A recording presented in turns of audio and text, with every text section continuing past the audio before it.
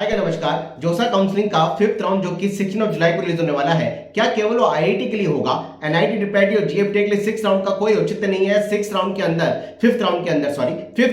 क्योंकि 5 राउंड हो रहे हैं, लास्ट राउंड होगा, तो क्या फिफ्थ राउंड के अंदर एनआईटी डिप्टी का कोई अपग्रेडेशन नहीं होगा? तो चलो एनआईटी की सीट फ्रीज कर देते हैं, क्योंकि ये लास्ट राउंड जो जोसा को होने जा रहा है ये केवल आईआईटी के अपग्रेडेशन के लिए होगा। बहुत भारी कंफ्यूजन इंडिया के अंदर, इस एजुकेशन इंडस्ट्री के अंदर बच्चों को होने जा रहा है कि जोसा का फिफ्थ राउंड जो लास्ट राउंड होने जा रहा है, जिसका अलॉटमेंट 16 जुलाई को होगा, वो केवल आईआईटी के लिए अपग्रेडेशन के लिए होगा, क्योंकि जोसा काउंसलिंग के शेड्यूल के अंदर लिखा हुआ है कि ये last round final round of seat allocation IIT और आईएससी के लिए होने जा रहा है। तो एनआईटी का अपग्रेडेशन नहीं होगा, एनआईटी की फोर्थ राउंड की सीट फिफ्थ राउंड मिलेगी। बड़ा भारी कंफ्यूजन है। चलिए समझाते हैं एक्चुअलिटी क्या है। ध्यान से समझिए, जोसा की वेबसाइट पर जो फिफ्थ राउंड का अलॉटमेंट है, उसके चार्ट के आगे final round of IIT allotment, ISC allotment इसलिए लिखा है क्योंकि उसके बाद आईआईटी की कोई काउंसलिंग का प्रोसेस, वैकेंसी सीट या सीट खाली भी रह जाए तो उसके लिए कोई काउंसलिंग का प्रोसेस नहीं होगा, और वो आईआईटी का लास्ट राउंड है। 16 जुलाई को जिस भी आईआईटी में जो ब्रांच आपको मिलेगी, उस आईआईटी में जाकर के आपको फाइनल रिपोर्टिंग और काउंसलिंग के प्रोसेस के बाद एडमिशन के प्रोसेस को कंप्लीट करना है। उसके बाद आईआईटी का कोई भी राउंड का काउंसलिंग आगे प्रोसेस नहीं होने वाला है, इसलिए लिखा हुआ है कि फिफ्थ राउंड ऑफ आईआईटी का लास्ट राउंड है। लेकिन इसका मतलब ये नहीं है कि एनआईटी डिप्टी और जीएफटी के लिए फिफ्थ राउंड के अंदर अपग्रेडेशन नहीं होगा। बच्चों में कंफ्यूजन है, आईआईटी का लिखा है क्योंकि एनआईटी का ऑटोमेटिकली वो लास्ट राउंड इसलिए नहीं है क्योंकि एनआईटी की बची हुई सीटों के लिए सीएसईपी काउंसलिंग अलग से स्टार्ट होगी, जो कि 28 जुलाई से हो रही है, जिसमें 99.9% बच्चों को, जिनको एनआईटी मिला है या जिनको आईआईटी में अच्छी ब्रांच नहीं मिली, उनको पार्टिसिपेट जरूर करना चाहिए, क्योंकि आईआईटी की सीट को रिटेन करके,